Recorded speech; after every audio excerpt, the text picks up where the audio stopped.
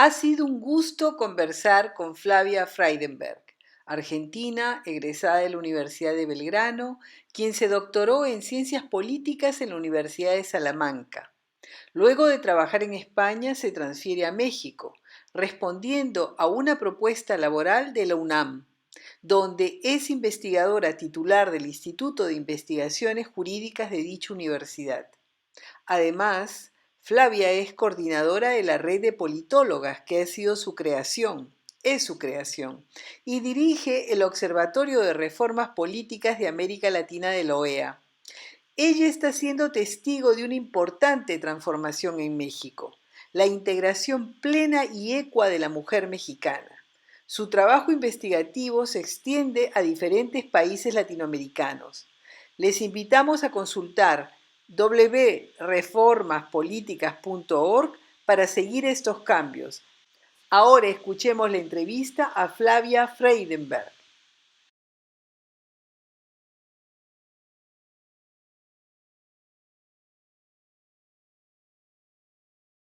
Eso pasaba antes, eso se legisló, eso hay una sentencia muy importante del Tribunal Electoral del Poder Judicial de la Federación, en ese momento con una participación muy activa de la doctora María del Carmen Alanís, que es una de las actoras claves de la transformación mexicana, una jurista muy, muy importante, una persona que hay que mirar y observar porque tiene un papel siempre muy destacado en las transformaciones que se van haciendo. En ese momento, Mujeres en Plural, que es una red de mujeres muy importante en el país, que también es clave para entender el proceso de transformación mexicano, la importancia de las redes de mujeres, que son redes de mujeres diversas, plurales, redes de mujeres multipartidarias. Ellas no responden necesariamente a la disciplina partidaria, ellas responden a la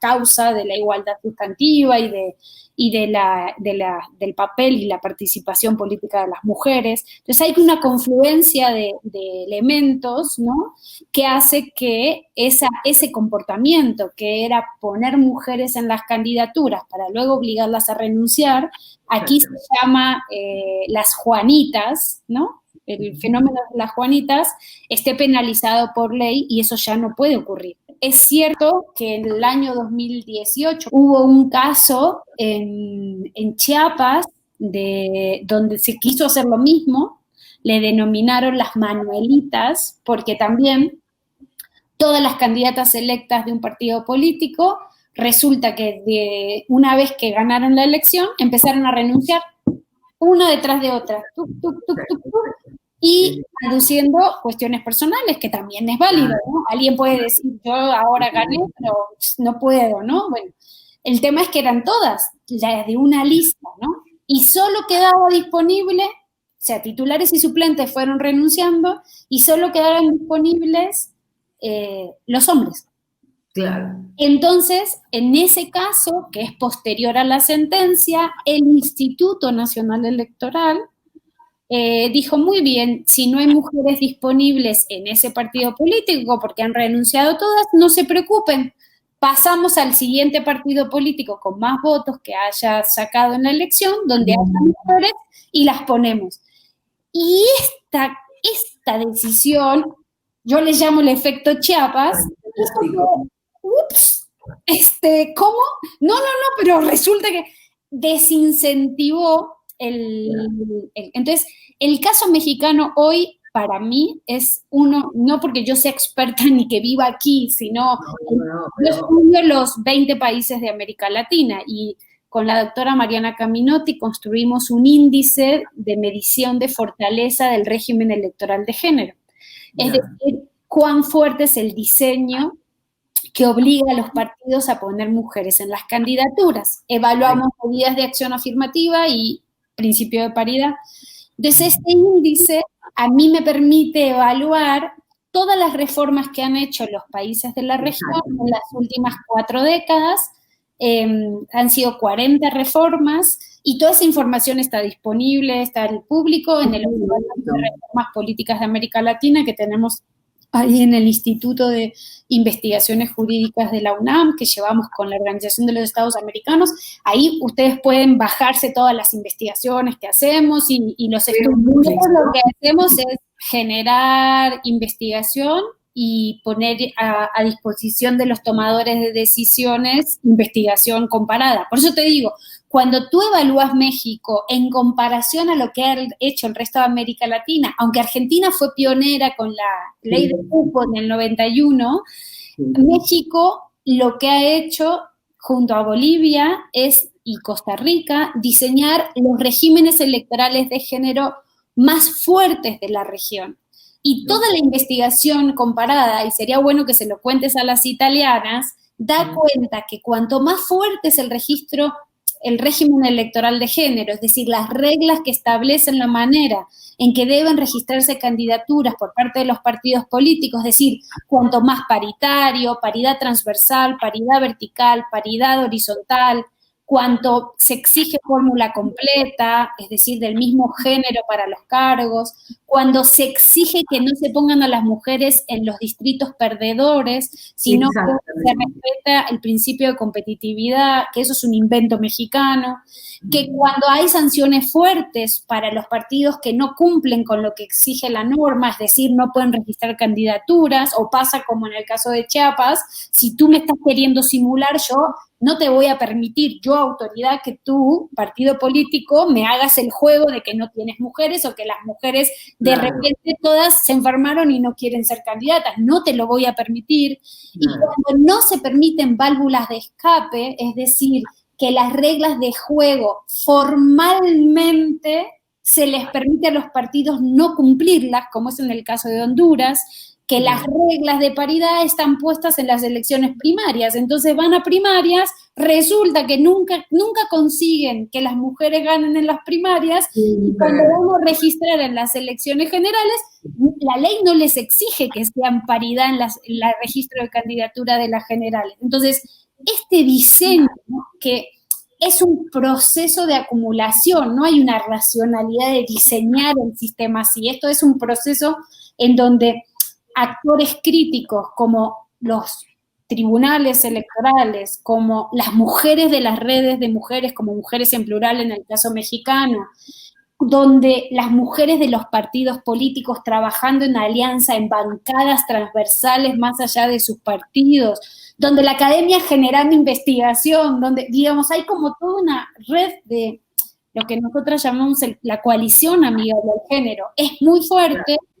Un control social, digamos, ¿no? Un control social, hasta cierto punto. Hay una observación social. En México, además, está la posibilidad del litigio, ¿no? Es decir, si hay un derecho que una mujer sienta violentado, ella o un tercero puede interponer una demanda para que el Tribunal Electoral atienda este caso. Entonces, el conjunto de que haya mujeres de las redes de mujeres, observatorios políticos, apoyo para armar demandas, despachos de abogados que trabajan gratis ayudando a mujeres para que planteen las demandas. Es decir, hay todo, acá tenemos, yo lo llamo los Robin Hood, o sea, tenemos un montón de amigos y amigas que preparan demandas para que nuestras mujeres políticas sientan apoyo y puedan presentar sus casos en las autoridades electorales. Entonces, digamos, hay una conjunción de elementos que han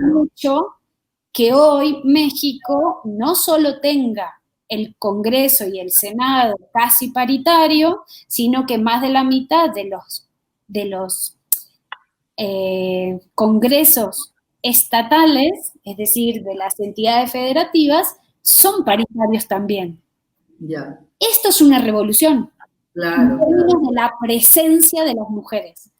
Ahora, tener más mujeres como diputadas, que es como tenemos ahora, no significa que todas las mujeres defiendan causas progresistas de las mujeres, ni tengan una agenda feminista, ¿no?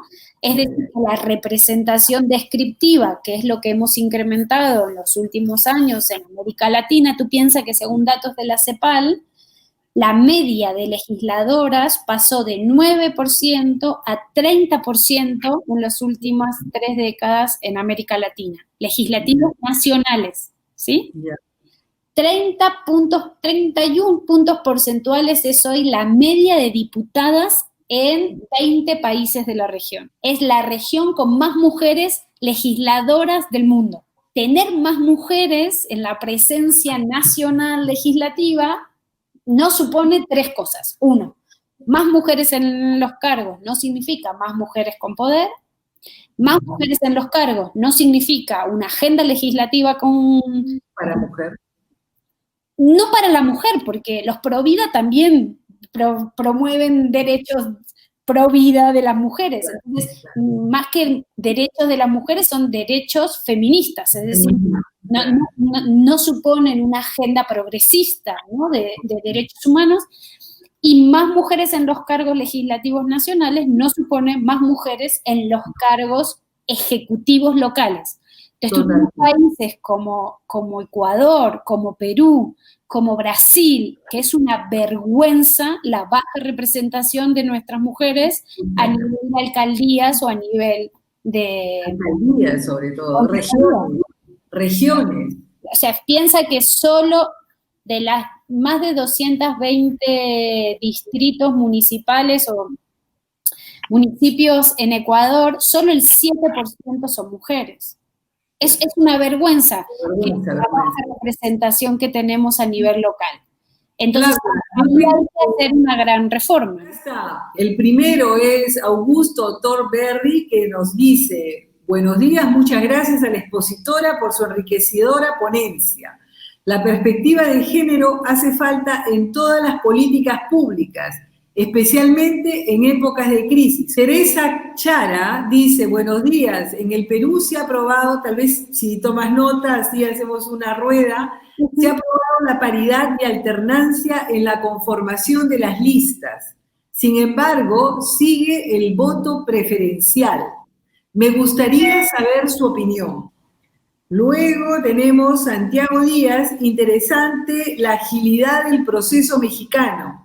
¿Qué fuerzas políticas o culturales constituyen el escollo a superar para que la velocidad de los cambios y estos se consoliden? ¿Cuáles son las fortalezas y debilidades de la mujer mexicana y latinoamericana que actúa en política? Muchísimas gracias a Teresa, a Santiago, por participar y por estar aquí con nosotras. Comienzo por el tema de Perú. Yo me he pasado estos últimos años produciendo investigación comparada sobre Perú en temas de representación política de las mujeres. Soy consciente de las dificultades que tienen las mujeres peruanas para poder acceder a los cargos de representación, aunque ellas participan, no acceden, y estoy muy feliz de que se haya aprobado la paridad con alternancia. Estoy más triste porque no se consiguió eliminar el voto preferencial. Creo que es una deuda de la clase política peruana hacia las mujeres y hacia las comunidades diversas el hecho de no eliminar el voto preferencial.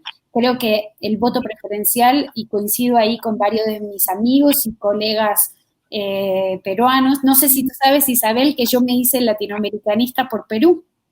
El primer país que yo empecé a estudiar, muy joven, muy chiquita, fue Perú.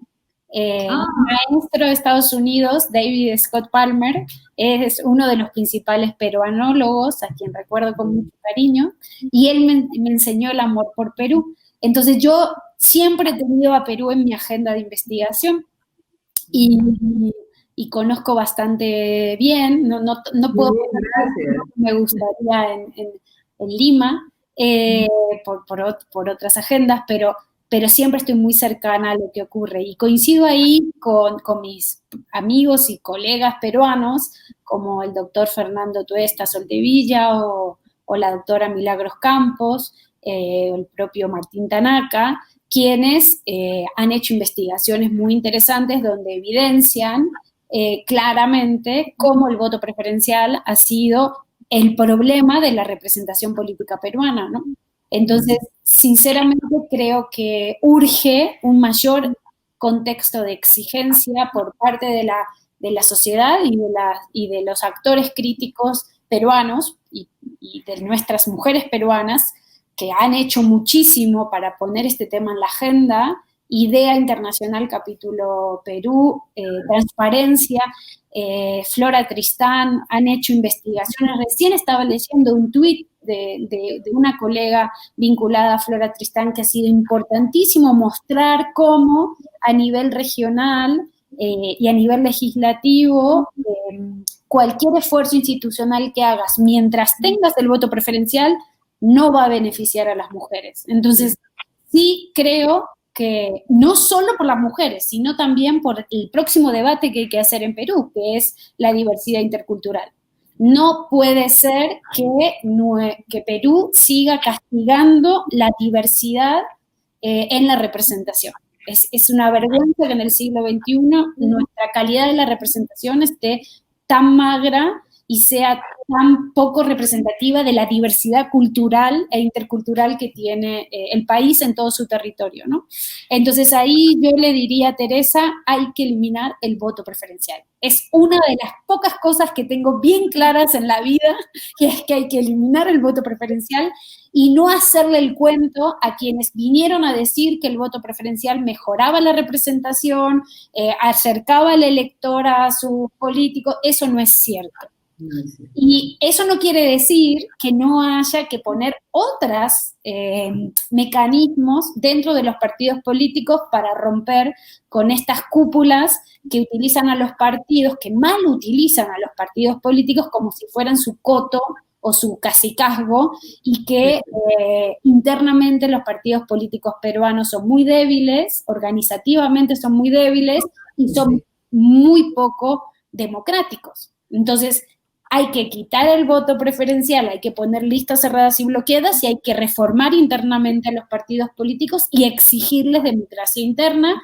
Y mi propuesta en términos de reforma institucional sería introducir la idea de primarias paritarias. Es una propuesta que hemos trabajado con el Programa Naciones Unidas para el Desarrollo en Panamá, y que yo retomo. Hay un trabajo que yo escribí con... ¿Puedes explicarlo, por favor? ¿Puedes explicarlo detalladamente?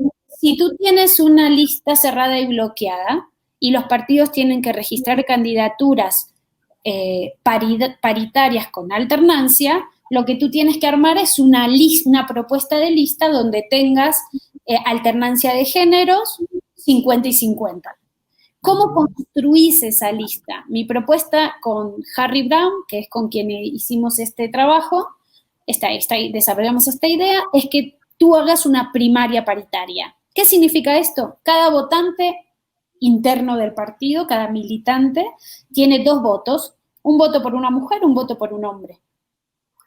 Vas y en 2 casillas, en dos urnas, voto por un hombre, voto por una mujer. Todos están obligados a votar por uno y por otro, ¿sí? Y ahora te explico por qué es esto. Y entonces, cuando yo voy a contar los votos, la mujer más votada, el hombre más votado, van a la cabeza de la lista. Si la mujer tiene más votos, va la mujer. Si el hombre tiene más votos, va el hombre. Pero entonces el que le sigue es la mujer. Y así en función de los votos sacados por cada uno de los votantes. Esta propuesta lo que te elimina es esta discusión que tenemos en Panamá o que tenemos en Honduras, que te dicen, es que los mujeres sacan 30 votos y ustedes le quieren dar el primer puesto de la lista. Y el hombre saca 200 votos y resulta que siempre pasa igual. Las mujeres tienen pocos votos, los hombres tienen muchos. ¿Por qué? Porque los hombres y mujeres votan por hombres y no votan por mujeres. Entonces, con una primaria paritaria de 2 papeletas, te resolves ese problema. Yo cada vez me convenzo más que los procesos internos son para los militantes de los partidos. No estoy muy de acuerdo en estos procesos donde participa el electorado en conjunto. Creo que hay que respetar la posición de que un partido representa un conjunto de ideas, un conjunto de políticas, y que si tú quieres participar, te inscribes y militas. o te inscribes como adherente, o sea, no militas, pero eres adherente y tienes derecho de participación, ¿no? Entonces, yo creo que de esa manera Perú debería hacer una transformación en términos de eliminar el voto preferencial y exigir democracia interna con primaria paritaria. Con Percy Medina de IDEA, estuvimos en un conversatorio donde planteamos esta idea, ¿no? Y incluso Percy, a quien conozco hace muchísimos años y quiero mucho, respeto mucho, me decía, esa podría ser una buena opción para la legislación peruana, porque la legislación peruana ya está exigiendo mecanismos democráticos de toma de decisiones en la resolución de las candidaturas. Entonces, eso es lo que yo contestaría sobre el voto preferencial. Yo concuerdo plenamente con la idea de que nos plantean en el intercambio de que las políticas públicas tienen que ser con perspectiva de género. La pandemia del COVID ha evidenciado los desafíos que tenemos, no solo públicos, sino adentro de casa, respecto a el papel de las mujeres en las sociedades latinoamericanas, cómo recayó fundamentalmente el peso del trabajo, ¿no? De la escuela de los chicos, del cuidado en casa, los enfermos, todo en las mujeres, ¿no? Incluso ha habido presidentes que han dicho, las mujeres son las que se tienen que hacer cargo del cuidado de la familia dentro de casa, como siempre lo han hecho, ¿no? Y tú dices, ¿qué onda, no? O sea, esto debería ser paritario. Tenemos unos desafíos muy importantes en todas las sociedades. Esto no es un problema mexicano, esto es un problema peruano, ecuatoriano, argentino, chileno, español, francés, o sea, italiano. Hay como un rol, un sesgo de género implícito en el que nosotras nos tenemos que hacer cargo del cuidado, ¿no? Y eso no está mandatado, no viene en el identikit ni en los cromosomas femeninos, eso es una construcción cultural.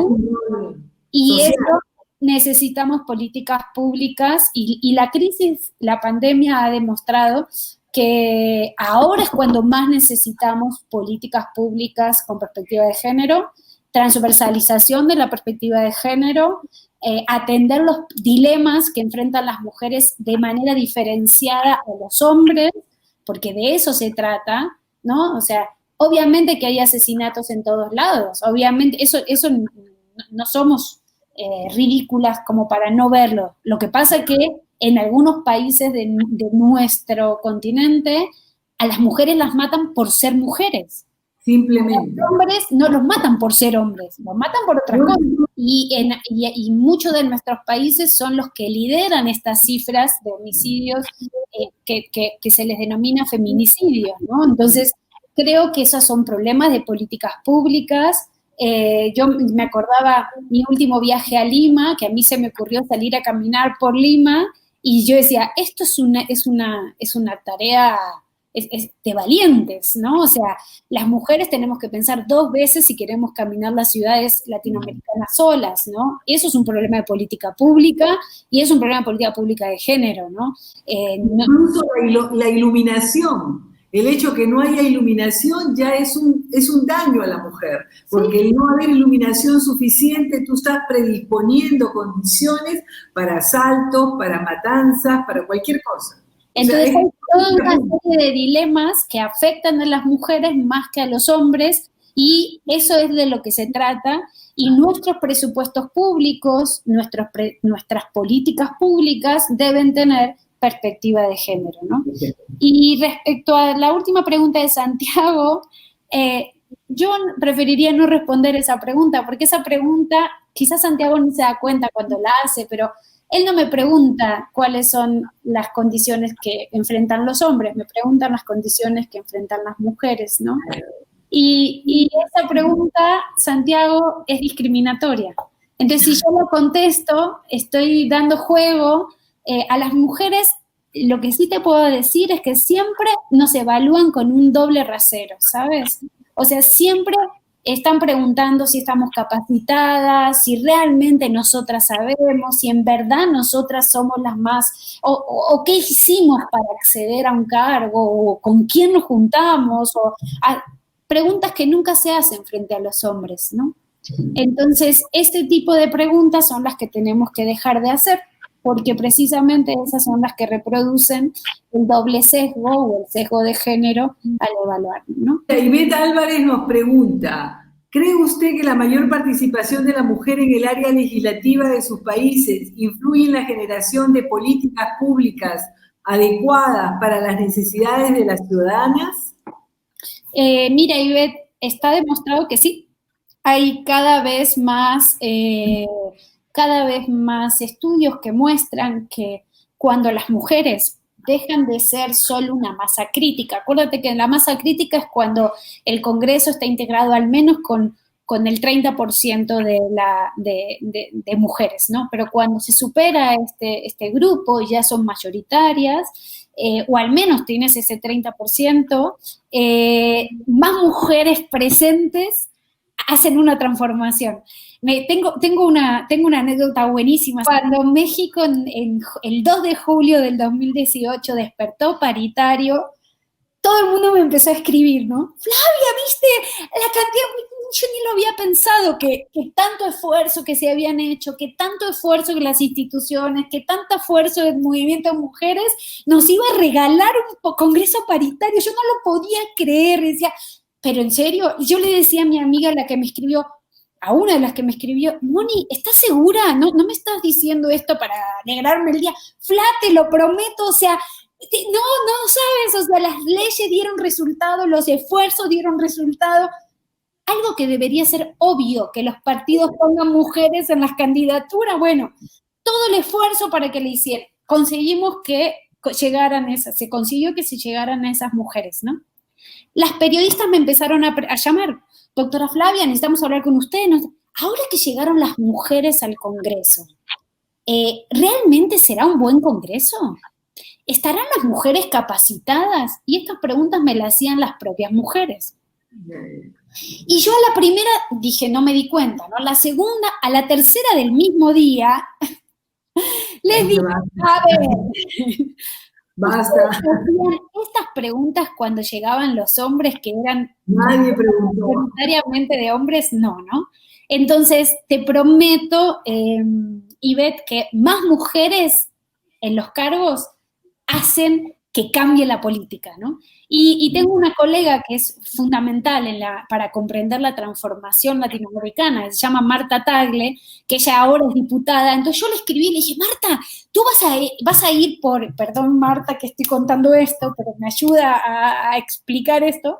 Y digo, ¿tú vas a ir a la comisión de género ahora que estás, ¿no? Que tenemos congreso paritaria? Y me contestó algo que me encantó.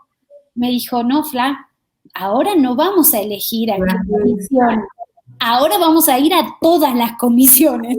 Exacto, entrar en el punto, no mujer por mujer, entra mujer en transversales. Claro. Muy bien, muy bien. A todos los temas. Me dijo, no, Fla, ahora somos tantas que vamos a todas las comisiones. Antes teníamos que ser estratégicas porque éramos poquitas. Pero cuando tú tienes muchas mujeres en los cargos, vas a todo, vas a presupuesto, vas a economía, vas a gobierno, vas a todo, ¿no? Pero claro, a presupuesto, a economía, a todo. Claro. Y está demostrado, y ahí hay un concepto que a mí me gustaría que nuestra gente que nos está escuchando lo revisen, que es el de la economía feminista.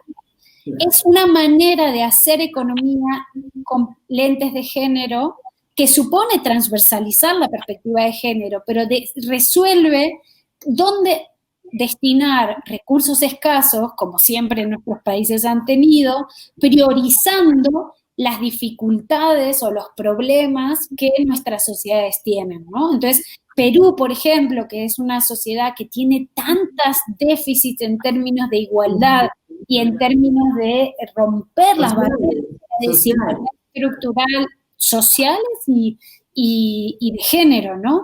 Y de la diversidad, ¿no? Yo creo que tener personas que miren la realidad, la economía, la política, la sociedad, con perspectiva de género, eso es transversalizar la perspectiva de género.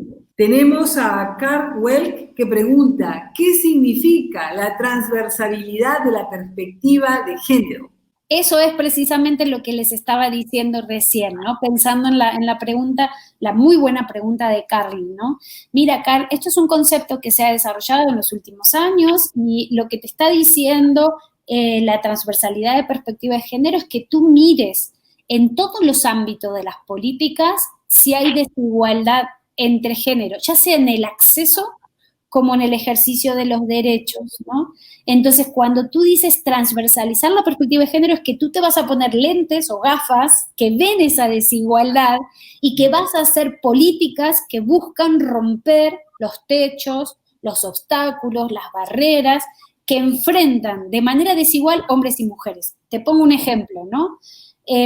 Nosotros tenemos un problema de subrepresentación política. El 51-52% de la población peruana no tiene el 52% de la representación en los órganos o instituciones legislativas, ¿no? Es decir, que la mitad de la población peruana está subrepresentada en el Congreso peruano. Tener perspectiva de género es introducir mecanismos de acción afirmativa o aprobar la paridad con alternancia, es una respuesta de introducir una política que ve esa desigualdad de género, porque no es cierto que hombres y mujeres compiten en igualdad de condiciones. Hombres y mujeres en Perú y en muchos países de la región no compiten con las mismas condiciones. Yo le llamo eso cancha inclinada. ¿Viste? Cuando juegas al fútbol y la cancha, solo un equipo mete goles, bueno, en el equipo peruano los hombres meten goles todo el tiempo y las mujeres no meten goles nunca. Bueno, esto es el problema de la cancha inclinada. Entonces, transversalizar la perspectiva de género es tener medidas de acción afirmativas o medidas que te ayuden a mejorar las condiciones de la competencia. Y, por ejemplo, sería tener presupuestos con perspectiva de género, sería tener instituciones públicas desgenerizadas. ¿Tú sabías, por ejemplo, que de Lima, solo el 3% de las calles de Lima tienen nombre de mujer? Claro. Introducir la perspectiva de género en la política de movilidad es que la próxima vez que vayan a nombrar una calle, en vez de poner al líder de la última batalla que les faltó poner, ¿no? Busquen alguna mujer que sea interesante destacar por su trabajo, en lo que sea, en el ámbito que sea, y nombrar esa calle. Yo no soy muy de andar personalizando las cosas, ¿no? Prefiero nombres de colores o nombres de flores o nombres de animales, ¿no? Para todo, pero si van a usar nombres de personas, ¿qué onda si dejan de poner nombres de hombres y ponen nombres de mujeres? Esto es introducir la perspectiva de género en las políticas públicas, ¿no? Ahí te puse algunos ejemplos. Santiago vuelve a reformular su pregunta y comprende tu posición. Entonces la pregunta es, ¿qué temas o puntos deben fortalecerse en la sociedad para lograr que la paridad política y social se logre? La educación, el trabajo cultural, ¿son vehículos indispensables, por ejemplo? Absolutamente, Santiago. Es decir, no solo hay que hacer una transformación institucional como la que se está haciendo en algunos países y la que acaba de hacer Perú al aprobar paridad con alternancia. Ese es un cambio, eso era fundamental, o sea, eso era obvio que teníamos que hacerlo y yo me alegro tanto de que poder orgullosamente decir que Perú hoy está más cerca de ser paritario. Vas a ver el efecto, Isabel, cuando... ¿Sí? Lo que pasa es que ahora se va a licuar con el voto preferencial, pero cuando consigamos quitar el voto preferencial, la combinación de listas cerradas y bloqueadas con paridad, vas a ver que van a mejorar la representación. Pero tú tienes razón, Santiago, no es solo un cambio en el número de mujeres que compiten, hay un cambio cultural importante. De todos, ¿no? De hombres y de mujeres, ¿no? Es decir, hay unos sesgos de género, es decir, una manera de entender las cosas que nos enseñan desde chiquitos, desde 3, 4 años. Hay estudios muy interesantes que muestran esto, de cómo hay una educación que reproduce estereotipos de género y maneras sesgadas respecto a cuáles son los papeles o como si hubiera papeles que ejercer por ser hombre o por ser mujer. Y bien sabes que ahí tenemos un trabajo muy importante que hacer en todos los países, ¿no? Perú incluido. Quisiera profundizar el concepto de género. Gracias. Bueno, Carl, me parece que estás muy interesado en estos temas. Hay un montón de literatura sobre la que puedes profundizar. Como tú sabes, el género es una construcción social, el sexo es biológico, entonces, dado que es una construcción social, lo que se entiende por género, cada sociedad puede tener diferente énfasis respecto a lo que hace con esa construcción social. Por eso, cuando Santiago preguntaba si la educación era importante y la parte cultural era importante, claro, es sustantiva, porque si el género es una construcción social, entonces lo que tú enseñes, lo que es género a las generaciones, a todos, ¿no? A hombres y mujeres, va a incidir sobre lo que se espera de las personas respecto a su comportamiento como hombre o como mujer, ¿no? Entonces, me parece súper interesante esta discusión. Creo que los próximos caminos o lo que debería pensarse es en una reforma educativa sustantiva, ¿no? Exactamente. En todos los de educación. Sí. Porque como el género es una construcción social que evidencia, ¿no? Qué se espera de un hombre por ser hombre y qué se espera de una mujer o de otro género, ¿no? Sobre cada uno de ellos, lo que nuestros formadores y también la familia, ¿no? Nos enseñe y piense sobre ello es importante. Y de ahí también el papel que tienen los medios de comunicación en la reproducción de estas ideas sobre lo que es ser hombre, ser mujer y su distinción con el sexo biológico.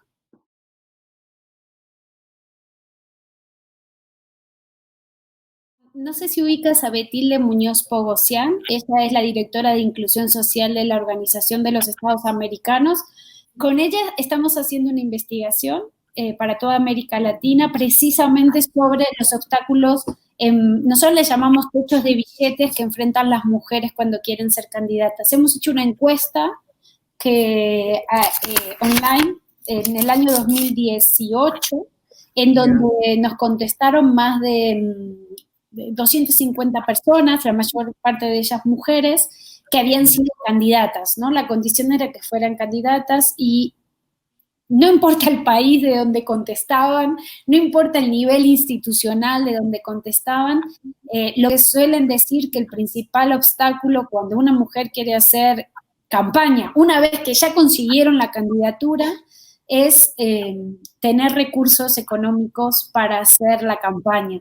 Y el 80% de las que nos contestaron en esta encuesta online nos dijeron que ellas, la mayor parte de ellas no recibió recursos de los partidos políticos, sino que ellas tuvieron que financiarlos con recursos propios. Y lo más interesante es que incluso cuando salieron a pedir recursos, o sea, hacer fundraising para su campaña, tuvieron tantos obstáculos para conseguir recursos en comparación a sus colegas hombres que ni siquiera sus familias les daban dinero para las campañas. O sea que tenemos ahí un problema sustantivo. Debido a ello, con Betilde estamos trabajando en propuestas y estamos haciendo una investigación sobre 18 países para evaluar estas mejores prácticas. Y lo que encontramos es que en la mayor parte de los países hay financiamiento público, es decir, que los países los estados le dan dinero a los partidos políticos para que hagan la campaña. Y yo comparto que el financiamiento público es algo que es positivo para la democratización de los partidos y de los países. Yo sé que en Perú esta es una idea que no es muy bienvenida, que hay gente que está más cercana al financiamiento privado. Yo no estoy de acuerdo con el financiamiento privado, creo que el financiamiento privado profundiza la desigualdad, sobre todo cuando es el único mecanismo, ¿no? para acceder al dinero. Yo creo que un sistema mixto favorece, y tener una buena dosis de recurso público, como en el caso mexicano, lo que te hizo fue tener partidos fuertes. Es decir, si la política necesita dinero, ¿de dónde van a sacar el dinero? El Estado tiene que favorecer a los partidos, no me importa de qué ideología, para que tengan una organización estable, porque como tú bien sabes, hay financiamiento fijo para cuestiones organizativas y hay financiamiento para la campaña. Lo que nuestra investigación, los hallazgos iniciales que vamos encontrando, nos dice es que de ese dinero de financiamiento público que reciben los partidos, no siempre las mujeres acceden a él en igualdad de condiciones que los hombres. Entonces, lo que tú encuentras es que tenés hombres que acceden al más dinero público que las mujeres, porque los criterios de distribución interna de ese financiamiento público no están claros. Entonces, lo que dicen las mujeres es que ellos reciben más dinero, pero no sabemos cuánto, porque no, los sistemas de fiscalización todavía no tienen en su extensión perspectiva de género, y ahí esta respuesta es para Carl, ¿ves? Si los autoridades electorales que tienen sistema de fiscalización le exigieran a los partidos que te dijeran cuánto dinero del dinero público que reciben le dan a los hombres y le dan a las mujeres, podríamos saber si es igualitario o no. Eso es tener perspectiva de género. Bueno, hoy los sistemas de fiscalización todavía no terminan de ajustar, ni nos dan esa data de cuánto dinero le dan los partidos a los hombres y a las mujeres, y cuando las dan, todos te dicen que esa data es dibujada, es decir, que no hay sistemas de fiscalización completamente claros y transparentes sobre cómo los partidos distribuyen el dinero. Entonces, yo creo que el financiamiento público es una buena práctica, aunque hay que mejorarlo con perspectiva de género, y algunos países lo que han hecho es dar financiamiento etiquetado con perspectiva de género para el fortalecimiento del liderazgo femenino, pero eso no es dinero para las campañas, eso es que en época de gasto ordinario los partidos tengan que dar el 3%, el 5% del dinero que ingresa público para actividades de capacitación y formación de mujeres. Eso es una conquista feminista, eso ocurre en México, ocurre en Honduras, eso ocurre en Costa Rica, es decir, en Panamá hay experiencias de que se les obliga a los partidos a dar un dinero específico para capacitación y formación. Yo siempre digo eso porque entonces está buenísimo que fortalezcan el liderazgo de las mujeres candidatas, pero resulta que hay como una visión sesgada del destino de ese dinero. Solo se destina para reforzar el empoderamiento de las mujeres, lo cual está bien, pero nunca se forma a los hombres con perspectiva de género dentro del partido. Entonces, son ellos los que necesitan la formación. En realidad, claro, lo que necesito son hombres que entiendan que no pueden vivir gobernando así. Y luego hay unas medidas súper interesantes en esto de que tú me preguntaste de buenas prácticas que creo que habría que revisar, que quizás el Jurado Nacional podría pensar para Perú, que tienen que ver, o la OMPE, que tienen que ver con darle dinero directamente a las mujeres candidatas sin hacérselo pasar por las cúpulas de los partidos. O también la experiencia canadiense, ¿no? La experiencia canadiense, esa es la que te iba a decir, ¿no? Es dinero directo a las mujeres candidatas y además dinero para el cuidado. Es decir, si una mujer candidata tiene que hacerse cargo de la casa, además de dinero para la campaña, hay una fórmula para que ellas tengan apoyo especial desde el Estado para tareas del cuidado. Brasil tiene una experiencia interesante también, y es que se les da acceso directo a los medios de comunicación a las mujeres candidatas como una medida de acción afirmativa. ¿Qué es lo más rescatable de la experiencia mexicana en el estado de Morelos, donde las mujeres tienen los escaños y los hombres tienen el poder? Adelante. Sí. Morelos es un caso súper interesante, es un estado con un movimiento feminista y un movimiento organizado de mujeres muy interesantes, mujeres muy valiosas, mujeres muy respetadas, que han trabajado mucho tiempo en alianza con las autoridades electorales, pero también ellas han trabajado en su quehacer político. Y en la última elección, en la elección del 2018, Morelos es uno de los estados con más presencia femenina, si no es el que tiene más presencia femenina. De 20 escaños, 14 son mujeres, 6 son hombres. Pero cuando tú analizas el comportamiento legislativo, te encuentras que, aunque ellas tienen la mayoría en el Congreso, la presidencia, o sea, las autoridades del Congreso son hombres. Bien. Que los puestos de poder más importantes lo tienen repartido entre los 6 hombres de ese Congreso. Que cuando votaron por la integración de las autoridades, incluso las mujeres no votaron por las mujeres. Bien. Durante 2 años de actividad legislativa, bueno, 1 año y medio, no han sacado una ley que tenga perspectiva de género, que transversalice la perspectiva de género. Entonces, bueno, en un estudio que está por ser publicado, nosotras con mi colega, la doctora Carolina Gilas, hemos mostrado cómo todas las reformas que se han hecho en términos de representación descriptiva, es decir, aumentar el número de mujeres en los cargos, no te garantiza la representación sustantiva o la representación simbólica. Una gran amiga argentina-italiana que nos escribe desde Italia. Buenas tardes, gracias Isabel por la invitación y muchísimas gracias a la doctora Freidenberg. Un saludo italiano, confiamos mejoras pronto en este y otros mecanismos sociales. Sí. Tenemos que hablar mucho, tenemos que ayudarnos entre todas las mujeres, definitivamente. Claro que sí. Luego tenemos a Karen Andrea Garzón Scherde, que dice: felicitaciones querida Flavia, como siempre brillante la ponencia, sin mujeres no hay democracia. Y Karen está escribiendo desde Quito, así que nos están viendo también desde Quito. Perfecto, y luego acá viene de Honduras. Ajá. En Honduras existen las leyes, el problema es que las mujeres al llegar a ocupar las altas posiciones se olvidan de las demás. ¡Hoy Honduras, Honduras! Una gran desilusión Honduras. No todas, pero no todas. Y de las demás mujeres y se acomodan con el gobernante de turno. Muy, muy, muy. Y luego, acá tenemos otra, la mujer política presumo yo, una verdadera oportunidad de participación, está capacitada de implementar programas de desarrollo.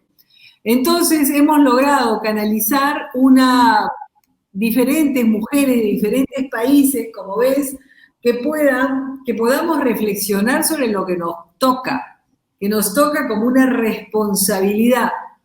Para nosotros no tanto, es por el bien de la sociedad futura, porque ya la jugada la hemos hecho, ya estás en tu jugada, yo estoy en mi jugada, pero las que quedan son las niñas que están por venir, que tienen que encontrar una sociedad estimulante para que sean protagonistas del cambio, del desarrollo, de la economía, y además esta economía que yo propugno tanto, que es la circular, que trata de ver el desarrollo social con los derechos, el desarrollo económico y también el desarrollo ambiental.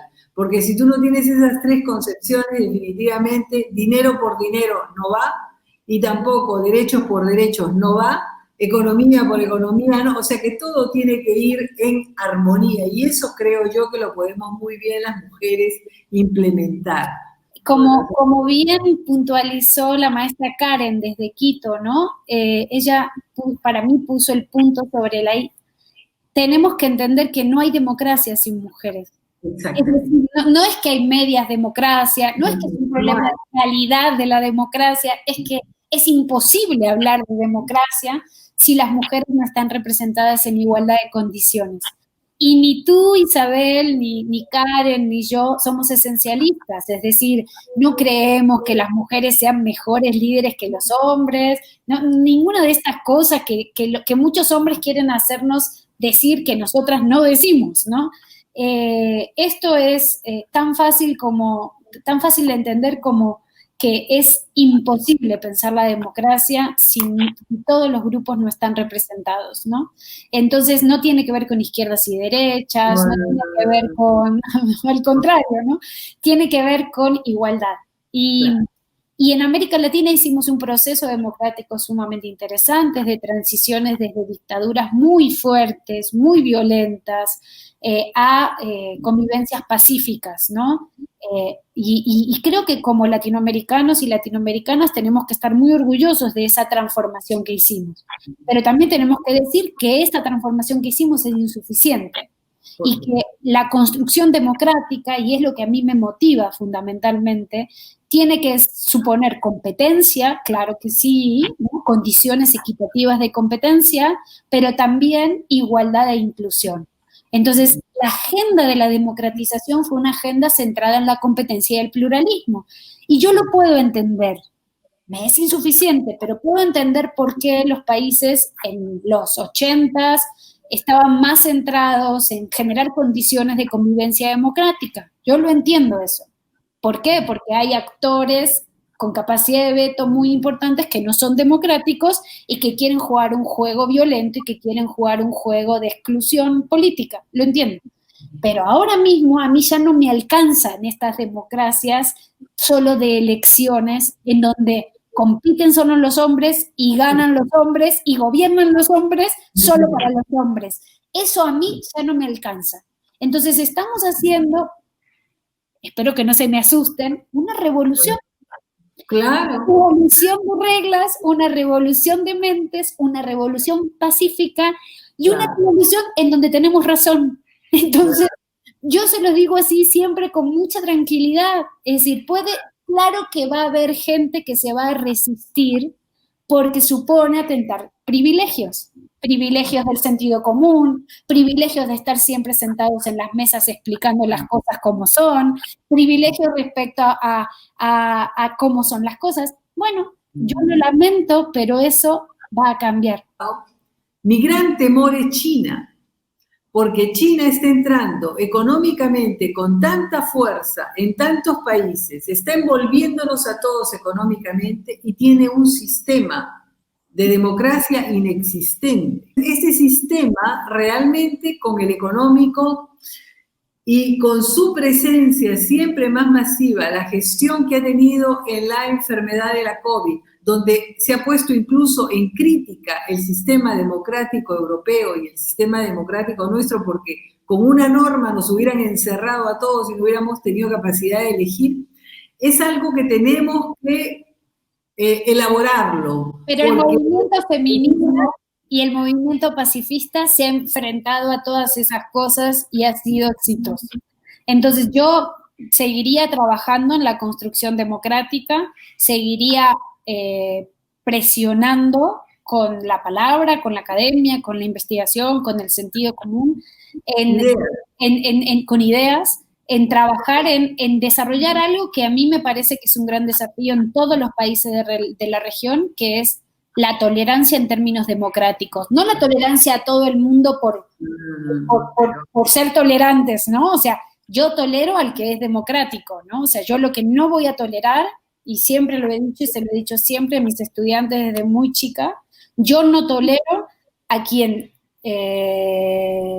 legitima a las personas que violentaron los derechos humanos en América Latina, que rompieron los sistemas democráticos y que nos persiguieron y asesinaron a tanta gente, ¿no? Es decir, yo eso no soy tolerante con ese tipo de gente, pero sí creo que tenemos que trabajar más en la tolerancia de nuestra gente, ¿no?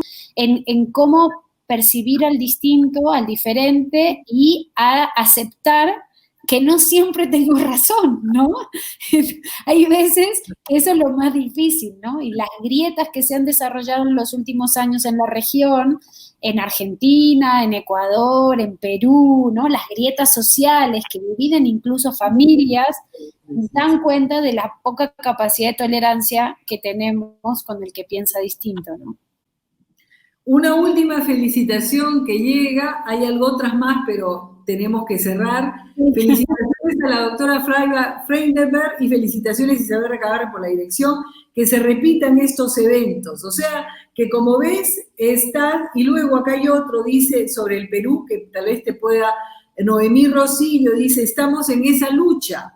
A pesar de haber logrado la paridad de alternancia, aún tenemos quienes se resisten, pues el machismo no los deja observar la realidad de que cada día pone a más mujeres en lugares que se ganan de acuerdo a sus capacidades. O sea que, Flavia, tenemos mucho trabajo por hacer. Muchas gracias a todos los que han participado, a los que han preguntado. Hay mucho trabajo por hacer. Yo te deseo éxito. Sigue en la UNAM, sigue.